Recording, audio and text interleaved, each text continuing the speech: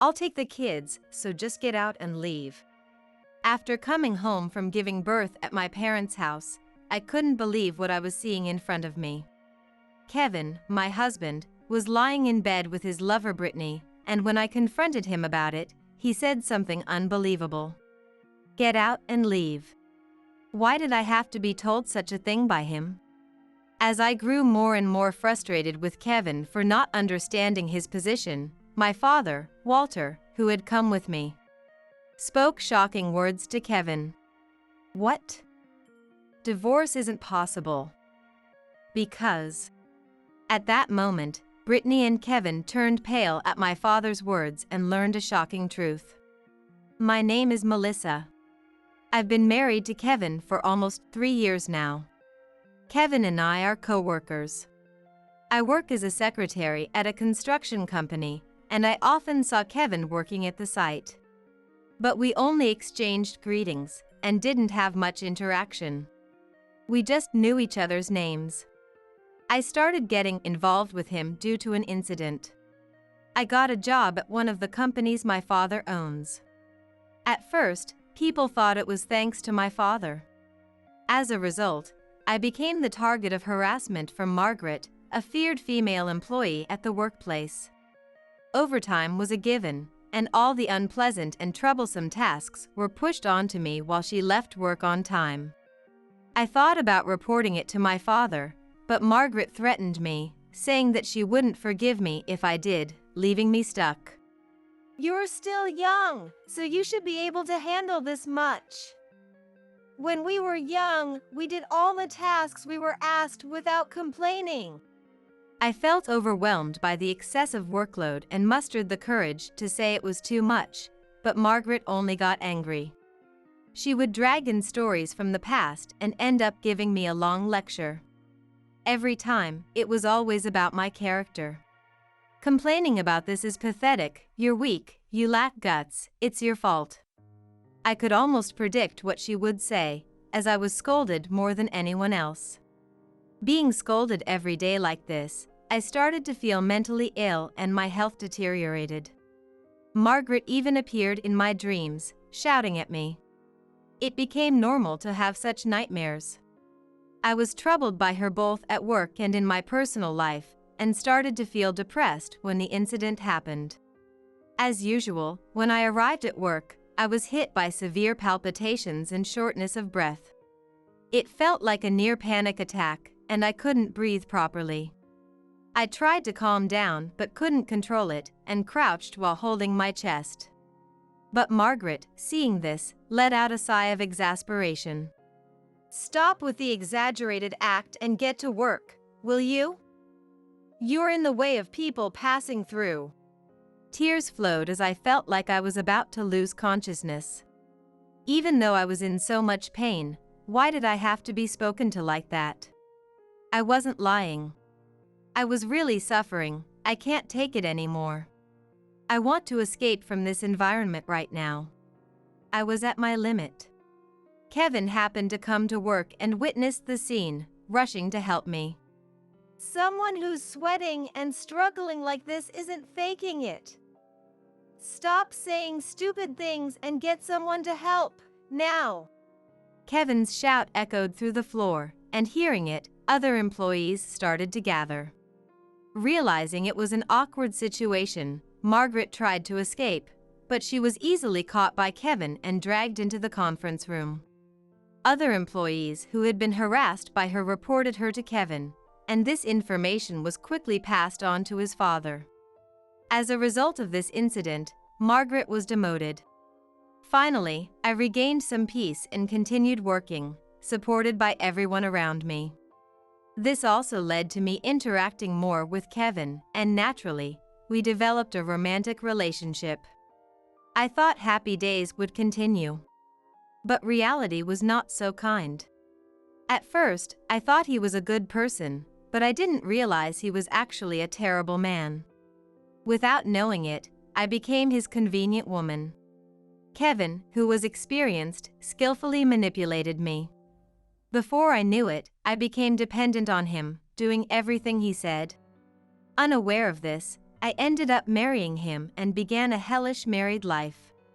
When I came home from work, he treated me like a servant, and if I resisted even a little, he would overpower me.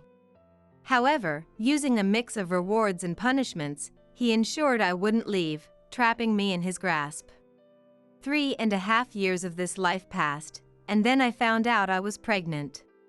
Being someone who always loved children, I felt joy at this new life inside me. But Kevin's face contorted, showing no happiness. Are you sure it's not a mistake? Are you really pregnant? When I hurried home to tell Kevin, that was his first reaction. Honestly, I think it's too soon. We don't have that much savings, and our life isn't exactly comfortable. Having a kid now would only make things harder for the child. I was so shocked that I couldn't close my mouth. I thought he was committed to having children. If he was so half-hearted, it was extremely irresponsible. Though I was upset by his unbelievable words, I was still happy about the pregnancy and strongly wanted to have the baby. If your only concern is money, I have some savings. It's not a huge amount, but enough to support an additional child. Hearing this, Kevin's tone changed. Really? You have that much money? Why didn't you say so from the start? I wouldn't have said so much if I'd known. His words made me feel uneasy. But it was just a hunch, with no solid proof. At that time, I couldn't confront him about my doubts. I was too afraid of angering him and facing his retaliation. Eventually, knowing there was financial support, Kevin didn't oppose the birth. Still, he wasn't enthusiastic, showing no interest even when I gave him updates about the baby. I had to handle the doctor's visits and preparations for the birth on my own. His suspicious behavior increased after that. Though he used to be indifferent to me, he started asking about my schedule and looking at my smartphone. It felt like he was monitoring my actions, which made me more suspicious. When I questioned him, he angrily raised his voice. Are you accusing me because you're the one hiding something? He shut down my opinions, making me scared to express myself. Yet, I couldn't bring myself to leave him. I think it was because I still had feelings of gratitude toward him at that time. The debt of gratitude I felt for his help back then was enormous within me. Above all, he was usually kind and considerate.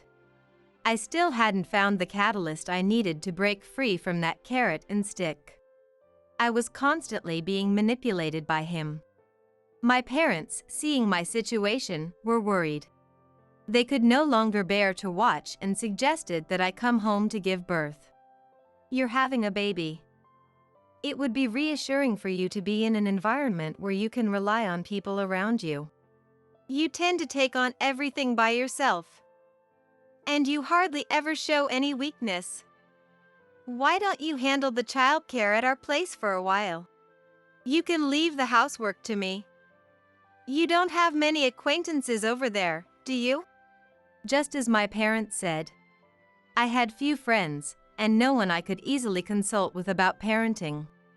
It was certainly something I wanted to avoid, exploding under the pressure and affecting the baby.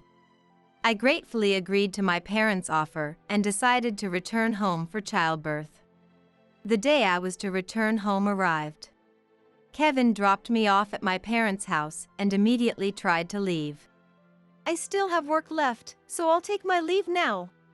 Ignoring my mother's attempt to serve him coffee and escaping from my father, Kevin quickly left. Watching his retreating back, my father frowned suspiciously. He never changes, that guy. My father was famous for being a standout type when he was young and had become a legend in high school. Kevin knew this because he attended the same high school as my father. After graduating, my father overcame a tough apprenticeship and now runs several construction-related companies. He is highly respected by his employees. At the same time, everyone highly respects my mother too. My mother is also well known and popular, no less than my father. At first, I thought it was because she was my father's wife, but it turns out my mother was actually scarier than my father. I realized this when I was a child. When I asked the employees about my mother, she saw us, and they got scolded. It was so terrifying that since then, everyone feared her more than my father.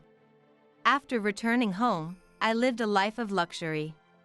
The employees were considerate and helped me with everything. If I tried to carry even a slightly heavy item, they would yell at me with concern, and I felt the warmth of people again after a long time. Thanks to that, I safely gave birth to my first child, a girl named Sarah. My parents, of course, and the employees were delighted.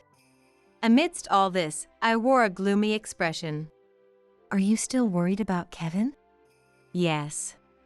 He didn't even come to the hospital on the day I gave birth.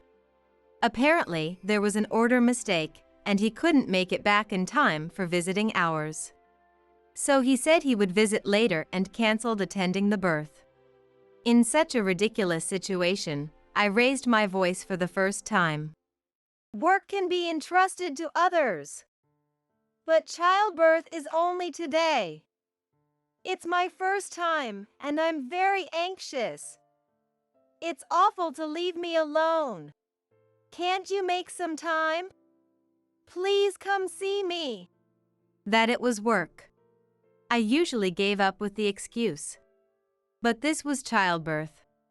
It's far more important and significant than work. Thinking this, I spoke out in anger. However, the moment he heard my words, he said something unbelievable. Can you please cut it out? I'm also swamped with work and tired of it. I'll come see the baby after it's born, so what's the big deal? If you're going to make such a fuss, then forget it.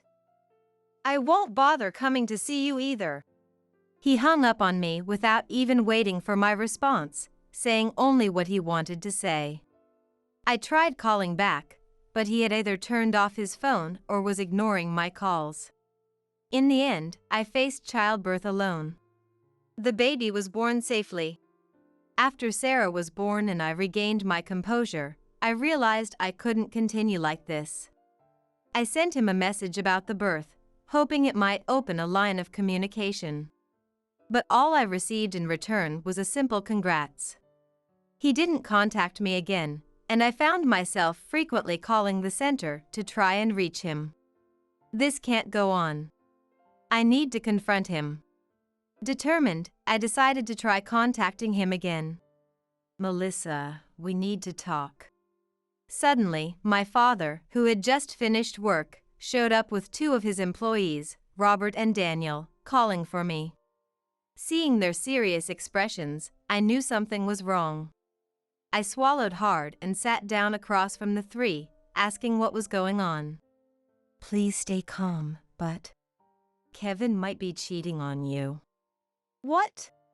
The sudden statement left me speechless. As I stood there in stunned silence, one of the employees laid out several photos on the table. The pictures showed Kevin entering a hotel with a woman I'd never seen before, arm in arm. These were taken by one of my subordinates. He contacted me yesterday and explained the situation. Then, listening to the details, I couldn't hold back my tears and cried openly. Unable to control my emotions, I sobbed loudly like a child, and my mother, hearing the commotion, came in to comfort me, holding me tightly. Melissa, you need to stop enduring this. That's right. You don't need to suffer any longer. He's gone too far. He's crossed a line that shouldn't be crossed. Melissa, what is most important to you? At those words, I stopped crying and looked over at Sarah, sleeping beside me. You have to protect that child from now on. Is he really necessary for this family? That's right. Despite having Sarah, he did such a terrible thing. How can he call himself a father? How can he claim to raise her with me? I don't need someone like him anymore. I don't even want him near Sarah. Thanks to everyone's support, I resolved to retaliate against Kevin and decided to return home with my parents. I finally made the arrangements and prepared to return home, but I didn't tell him the date of my return. I thought if I told him when I'd be back, I wouldn't be able to catch him in the act. When we arrived, Kevin's car was parked in the garage, even though he was supposed to be at work. Seeing this predictable situation, my parents and I exchanged glances and prepared for confrontation. I left Sarah with my mother and entered the house first with my father.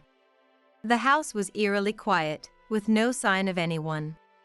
My father and I entered the bedroom, and an unbelievable scene unfolded before our eyes.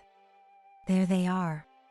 Sure enough, there lay Kevin and Brittany, sound asleep, oblivious to everything. Sighing at the predictability of it all, I took out my smartphone and snapped photos as evidence. The sound of the shutter must have woken him because Kevin groggily looked at us, confused. Melissa? Walter? What are you doing here? Not sure if he's dreaming or awake, Kevin sluggishly recognizes my presence. But the moment he realizes it's real, he jolts awake, hurriedly trying to hide Brittany under the blanket. It's no use doing that. I've got all the evidence. Just give it up. What's happening? What's this? Finally awakened by the commotion, Brittany rubs her sleepy eyes and peeks out from under the blanket. It's our first meeting. However, Brittany has a connection to my father, which allowed him to know her background. As soon as she saw my father and me, Brittany froze, mouth agape, unable to move.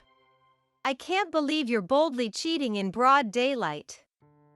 Inviting your lover to our house?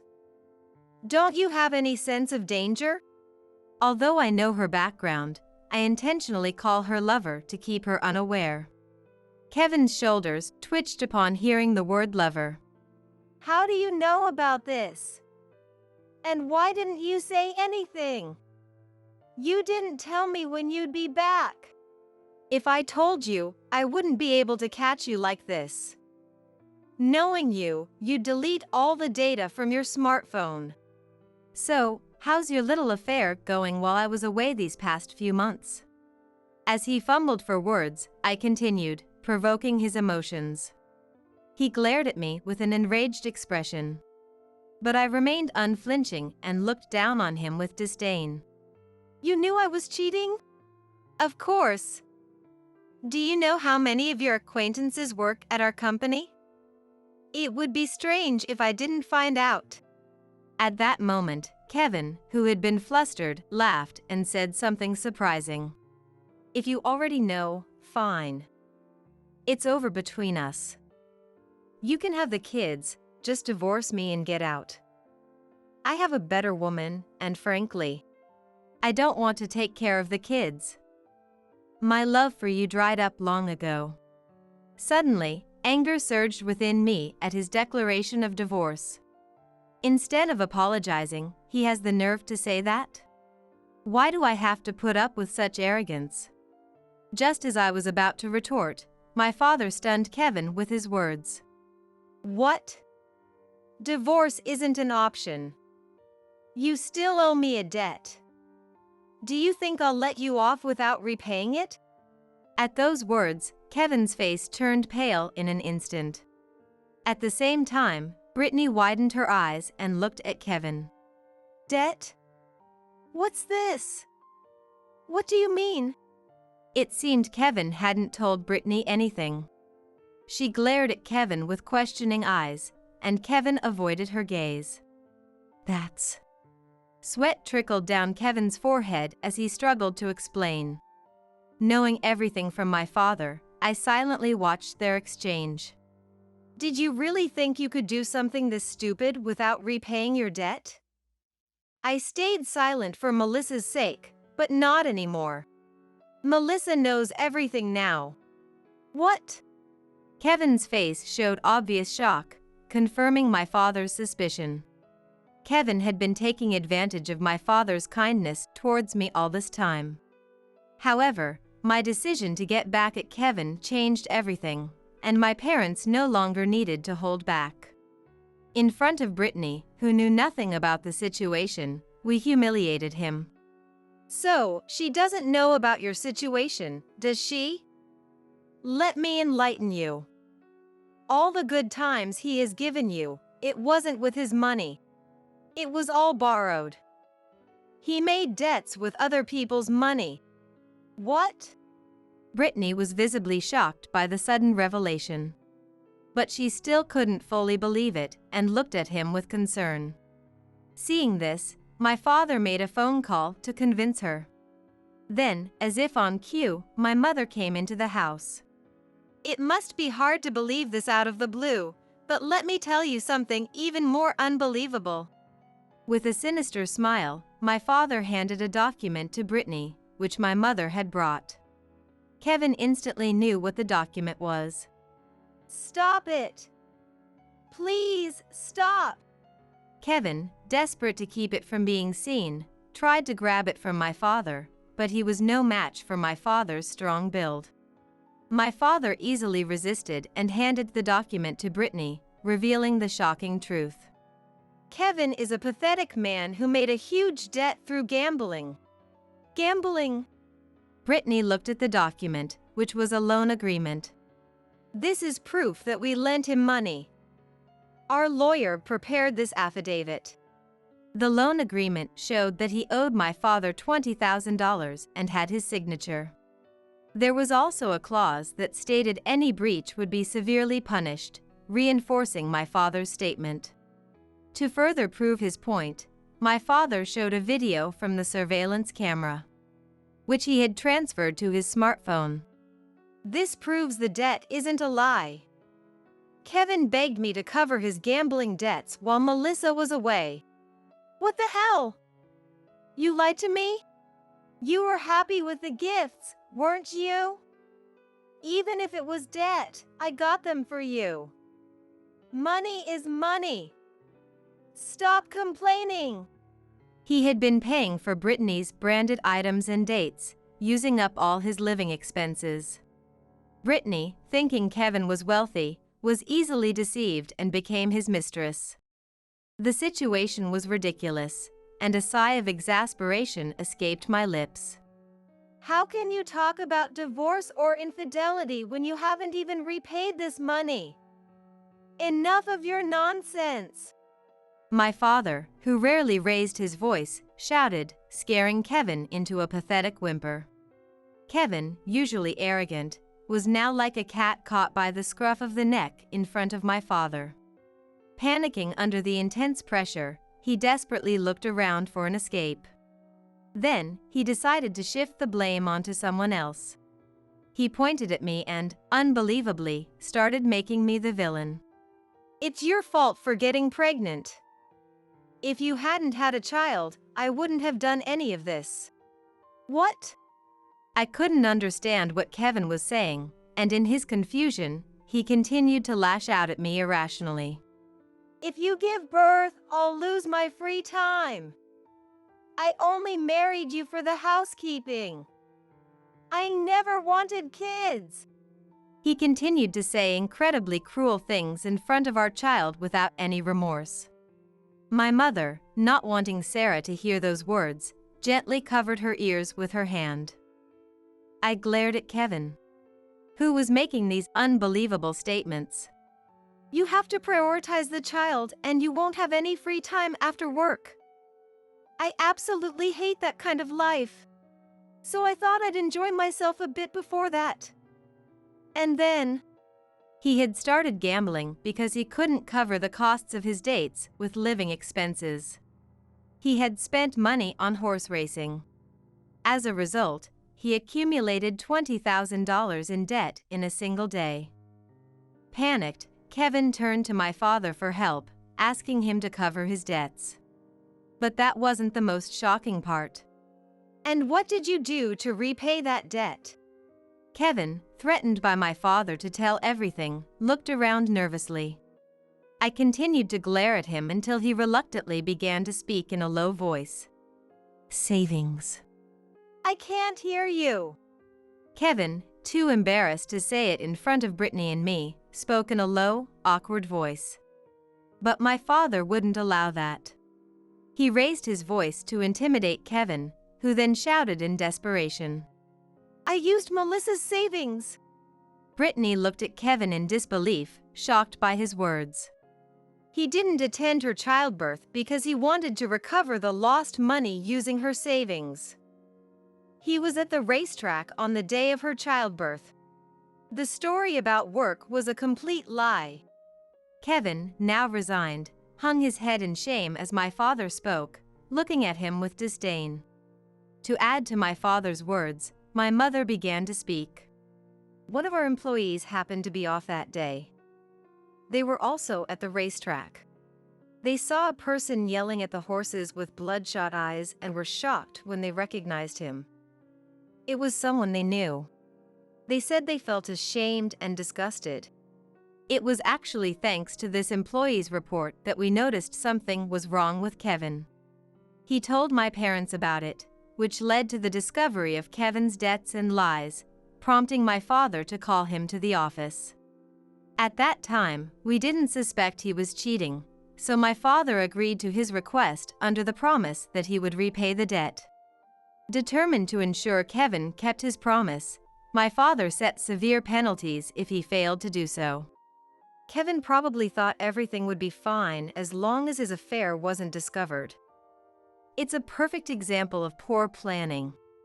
Kevin, unaware that the person was our employee, had explained everything. Regretting his actions, he looked away in frustration. Do you remember what you said when I took over your debt? That was. You asked me to keep it a secret from Melissa and promised you'd never make her cry again.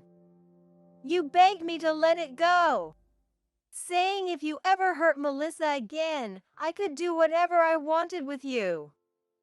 Isn't that right? My father hates when anyone hurts his family. He's incredibly devoted to his family, and he probably wanted to tell me everything right away. But I had just given birth, and Sarah was still so small.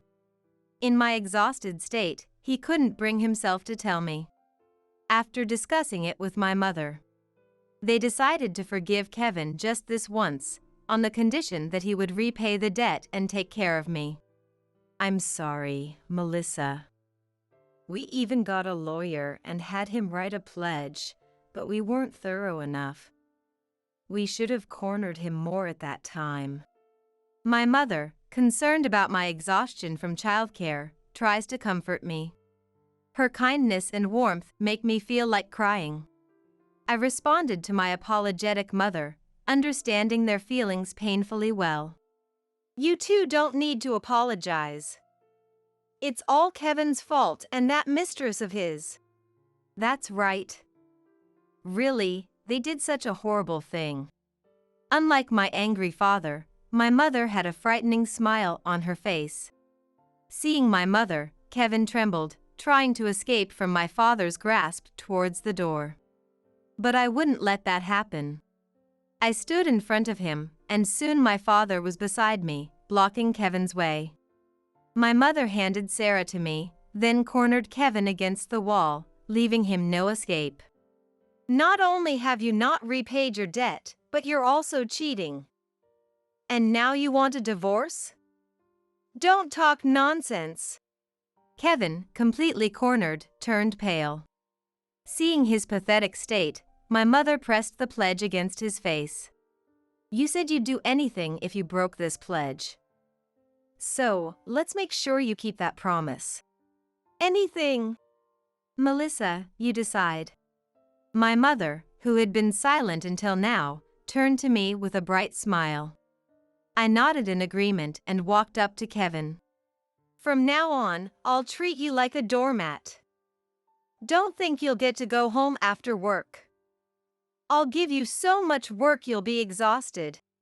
Oh, and don't think you have any rights.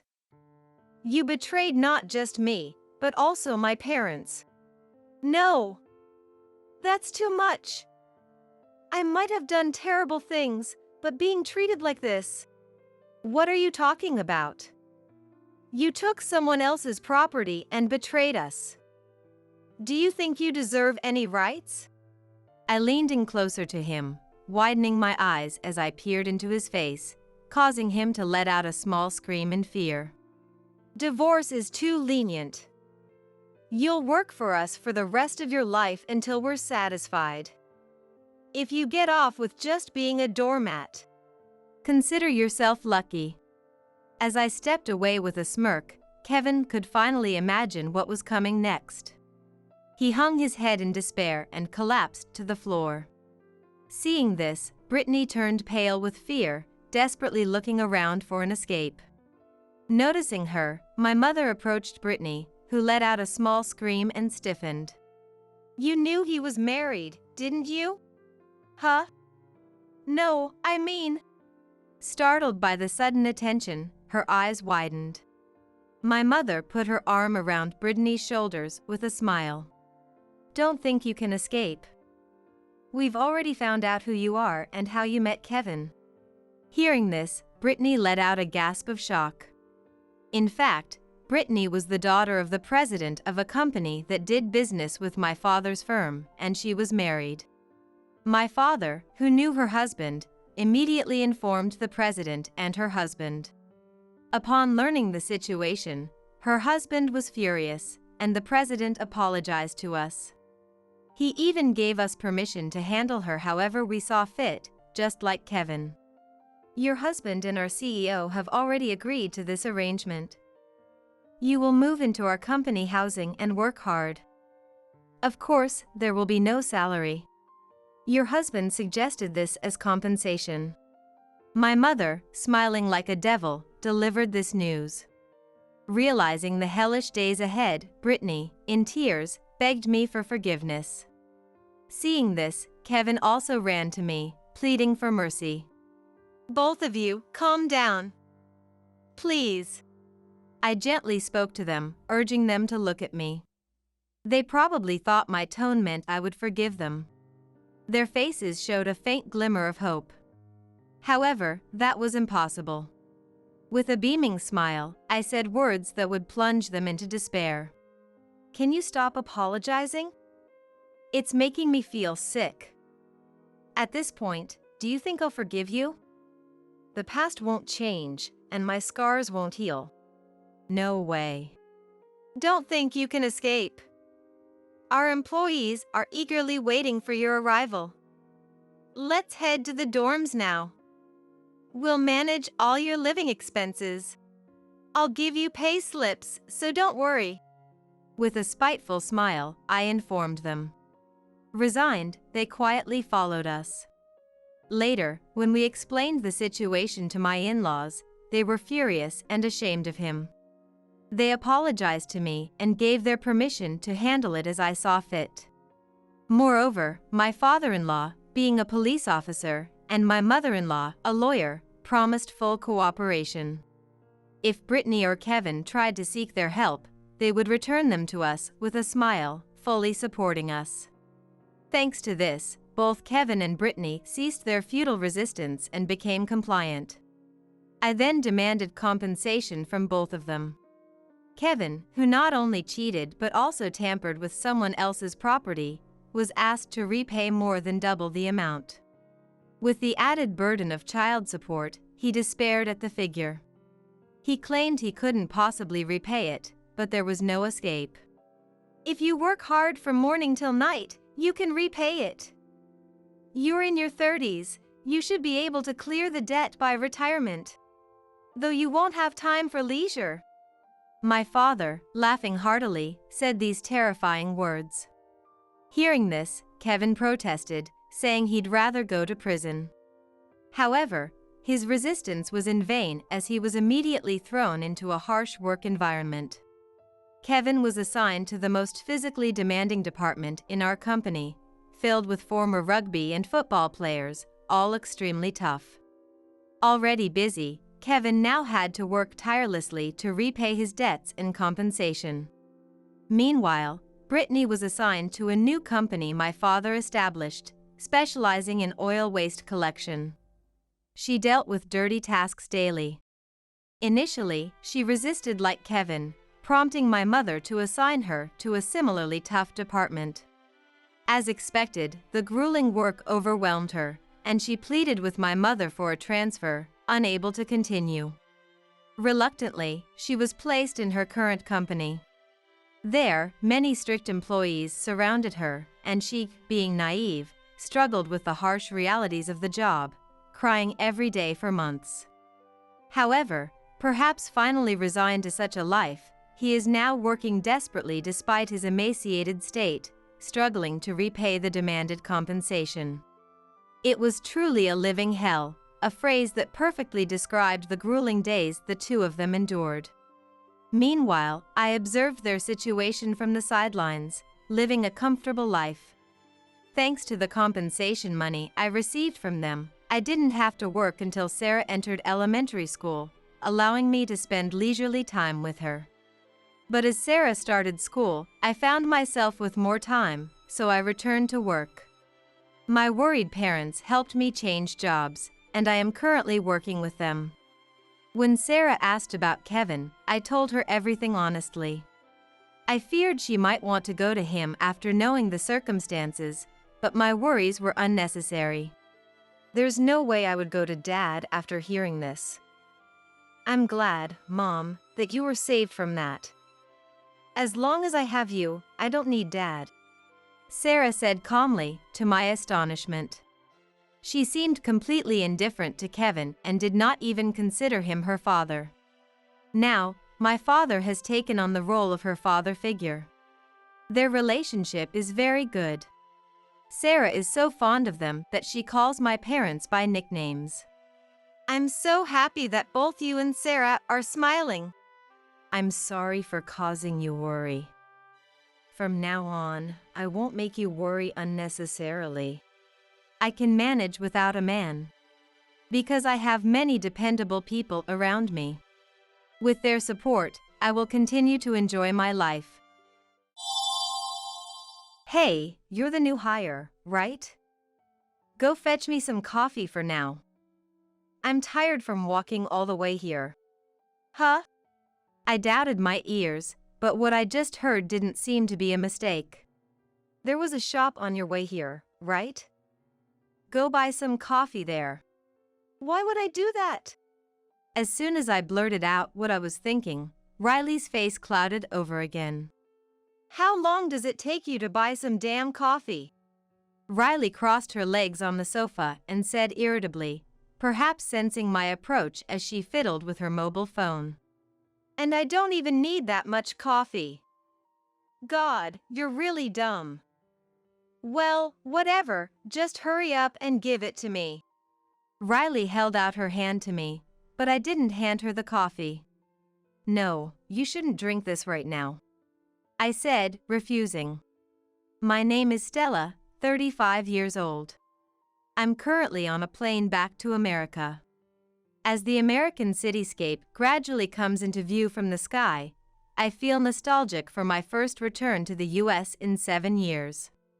My company mainly deals with IT, and when an overseas branch was established 7 years ago, I was posted there at the same time. I hadn't been back to America since then, but now that the personnel at the overseas branch have stabilized, I'm returning to the head office. My long yet short life abroad is finally coming to an end. The plane landed safely, and as soon as I arrived at the airport, I dropped off my luggage at the hotel where I would be staying until I found a new place to live, then headed to the head office. I had been given 2 weeks off as a preparation period for my return to the head office after coming back to the country, but I love my job so much that I had insisted on going to the head office even just to say hello. Suppressing my excitement, I walked briskly toward the head office, and a large white building came into view. Wow, the exterior is so stylish. I wonder how much money they spent on this. I had been working at this company since I was 20 years old, and when I reached my 5th year, I was posted overseas. But during the 7 years I was away, the head office moved once. The head office I knew only rented 1 floor of a building, but the company's sales increased year by year, and now the entire large building stood there as the head office. Looking up at the company, I entered through the entrance and went to the reception desk. Hello. What can I do for you today? Is Andrew in? I said to the receptionist. Then, at the same time as I heard footsteps in the back. Oh, Stella. Over here, over here. I heard a voice a little distance away.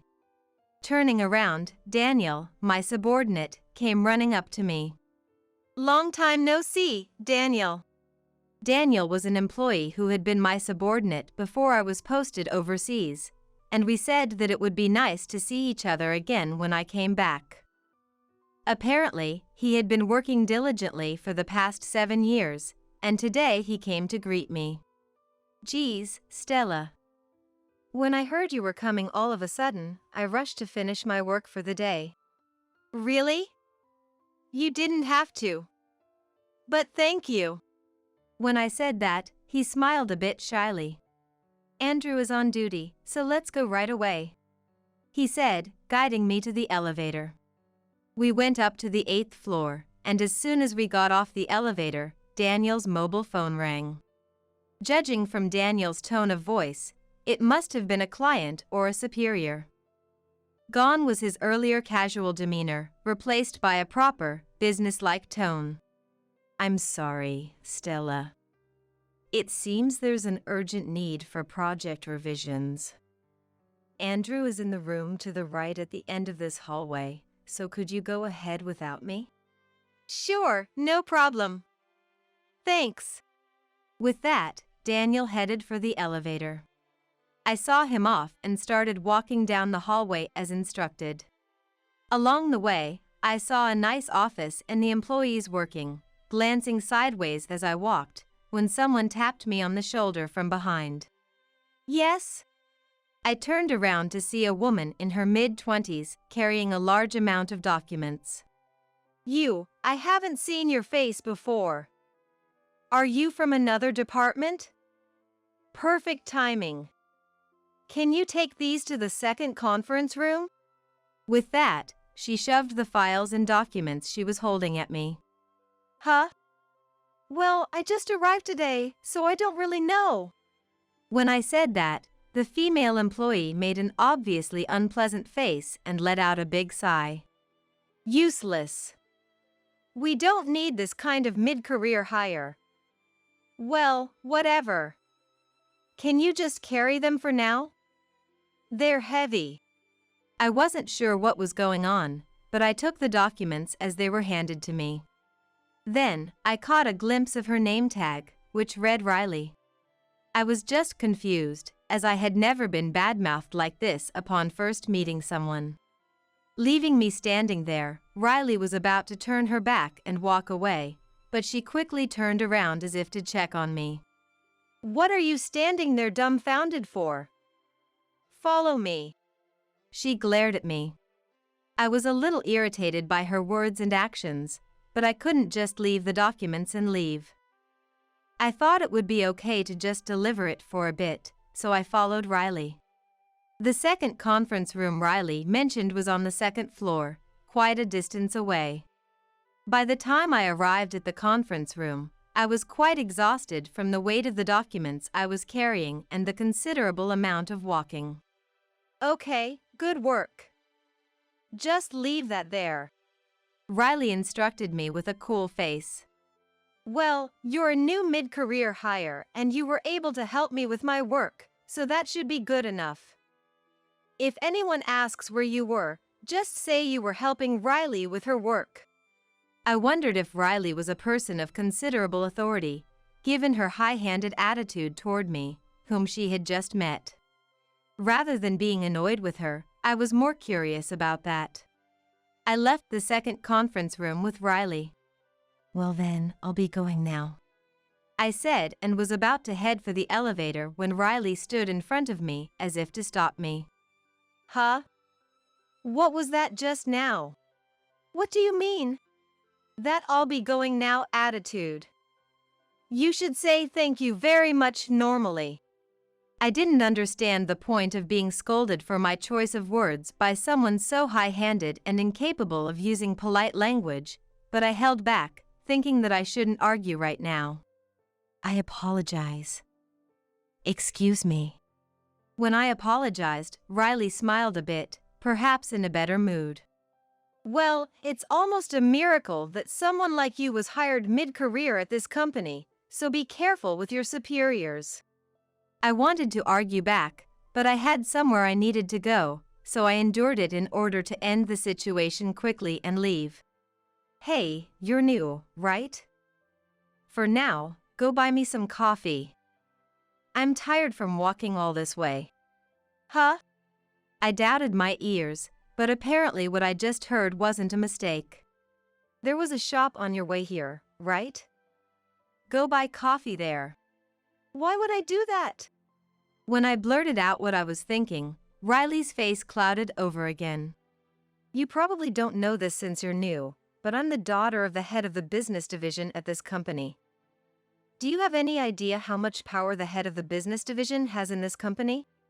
I see, so Riley is using her parents' position as a shield, I realized in my mind. Come to think of it, I vaguely remember seeing the name John Smith as the head of the business division when I looked at some documents on the website a while back. Say something. When I was silently thinking, she raised her voice. Her voice echoed throughout the floor, drawing the attention of the surrounding employees to us. I don't know if you're in your 30s or 40s, but I can have a newcomer like you fired immediately if I just say the word. Is that okay with you? You're right, I understand. I'll go buy it. I said that and headed for the shop, and from behind me. I'll be sitting over there, so hurry up. Riley pointed to a backless sofa placed in a small space near the shop. I saw that, entered the shop, and picked up a coffee. Then, a kind-looking female staff member who appeared to be in her 50s, perhaps out of concern for me, spoke to me. That was unfortunate. I wonder if something can be done about John's daughter. I was surprised that it could be heard even inside the shop, but it seems that Riley's behavior isn't limited to today. Is she always like that? Yes, as far as I've seen here, she always has someone carry her things, and she always sits on that sofa and has someone else go and buy various things for her. I wondered what Riley thinks this place is, if that kind of thing is done on a regular basis. And, as I stood there wondering, the saleswoman continued. Things weren't like this when John's daughter Riley first joined the company. But I heard rumors that the person who was strictly mentoring Riley was driven to quit by John. Apparently, they were forced to write apology letters day after day.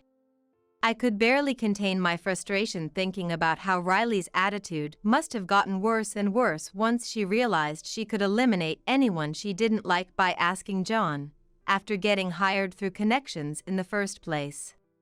My heart went out to the employee tasked with training Riley. Just then, I noticed my phone vibrating in my pocket. Taking it out, I saw Daniel was calling. Sorry, somehow I ended up helping out with an employee's work. I'm at the store now. Yeah, got it. Hanging up, I bought 5 coffees and headed to where Riley was waiting. How long does it take to buy some damn coffee? Riley sensed me approaching as she sat on the couch with her legs crossed, fiddling with her phone. She spat out the words in an irritated tone. And I don't even need that much coffee. God, you're really dumb. Well, whatever, just hurry up and give it to me. Riley held out her hand to me, but I didn't hand her the coffee. No, you shouldn't drink this now, I said, refusing. At that, Riley furrowed her brow and tapped her foot impatiently. What are you saying? You want to quit this company? Hurry up and give it. Her angry shout echoed across the floor, and people around glanced at Riley with looks that said, "Here we go again." Unfazed, I steadfastly refused to hand over the coffee I was holding. Riley stood up, stepped in front of me, and shoved my shoulders hard. You've earned yourself a written apology. Don't regret your actions later. Flashing a nasty grin, she tried to forcibly take the coffee from me. Just then, Hey, what are you doing? a voice called out from behind and the sound of approaching footsteps could be heard. I was just training this new employee as part of orientation. Riley explained to Daniel in a sweet, coddling voice, completely different from moments ago. Training? New employee? This person? Riley nodded, and Daniel's gaze shifted between me and her. Daniel seemed utterly confused, with so many questions about the situation. Stella is a new hire? He said, bursting out laughing. Huh? You know her? Riley looked dumbfounded. Know her? Stella, what's this all about? Don't tell me you're here to set this up with the staff. No, this isn't a joke. Let's go. Can I bring her along, too? I said, turning my feet towards the elevator.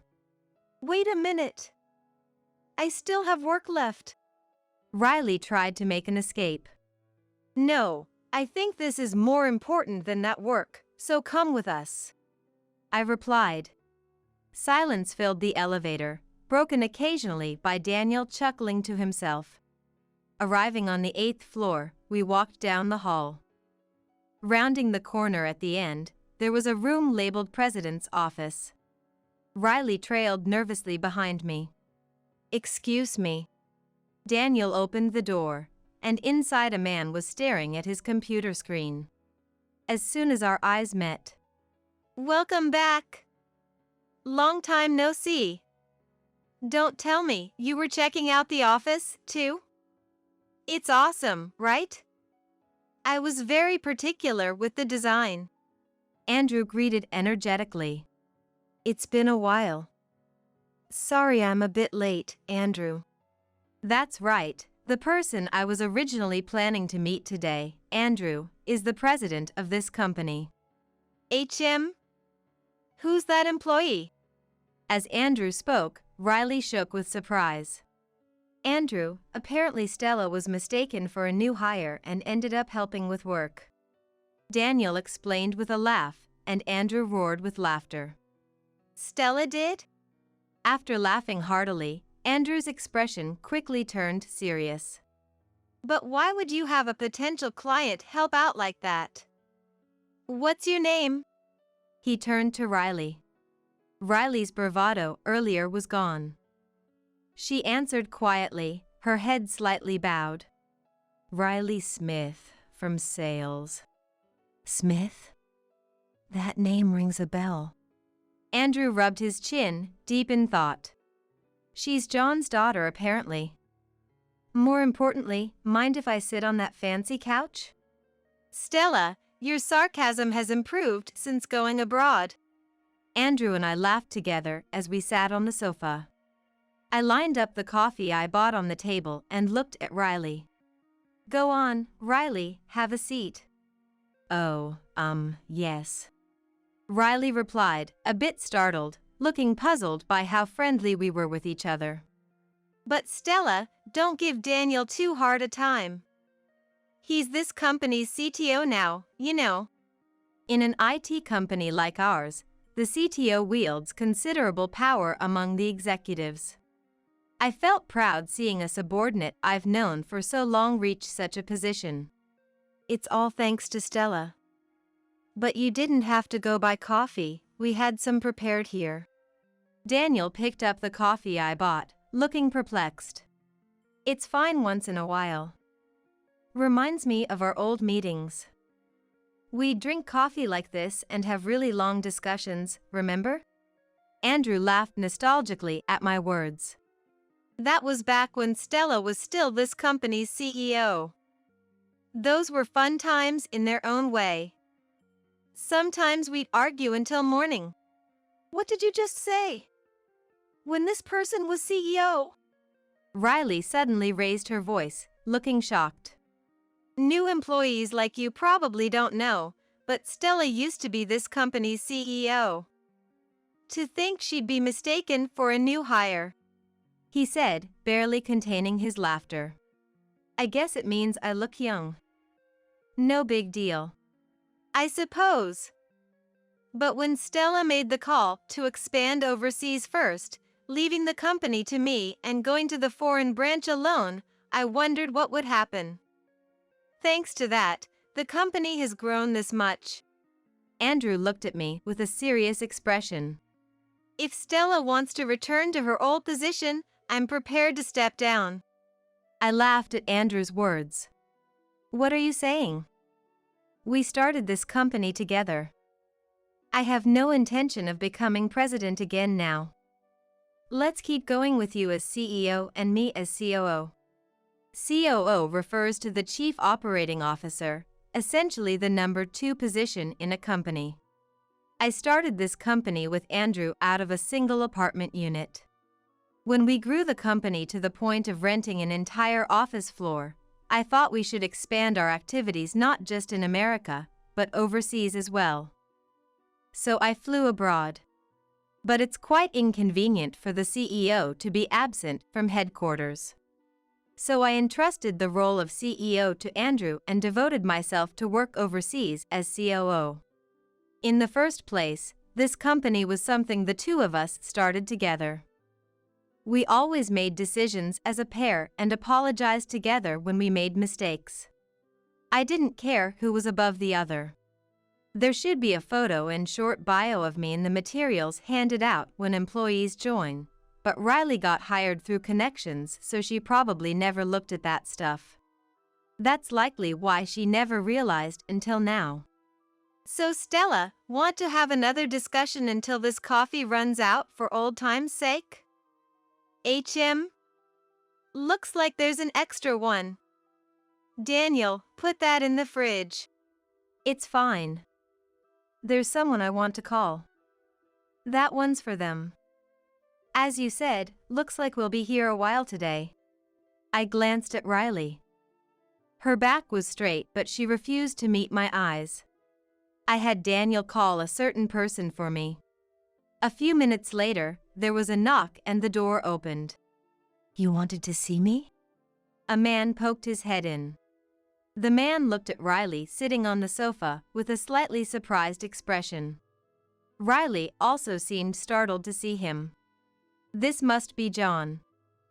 Realizing his daughter has some issues, he began to break out in a cold sweat. Are you John, the business unit director?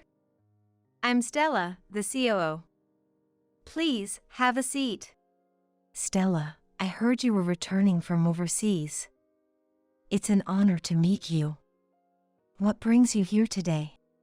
As soon as John took his seat, I explained Riley's words and actions that day to everyone present. When I finished speaking, How dare you be so rude to Stella? Daniel openly expressed his anger. I am truly sorry. John apologized profusely, his head nearly touching the table. Riley kept her head down, now regretting her actions. Well, never mind the rudeness to me. More importantly, Riley, you must be thirsty. Please, have some coffee. At my words, I'm sorry, I can't accept this. Riley looked at me with teary eyes. Well, as Stella said, it's fine this time since it was her. But what if it had been a client? What were you thinking? Andrew shot Riley a sharp look. She was at a loss for words. Well. This should never happen within the company. Manners are supposed to be taught during training. Who was in charge of that? When Daniel said this, Riley's eyes widened. Realizing she couldn't make excuses, Riley named the person in charge. Andrew went to his computer to check the employee data, but there was no current employee by that name. After a moment of awkward silence, Daniel spoke as if remembering something.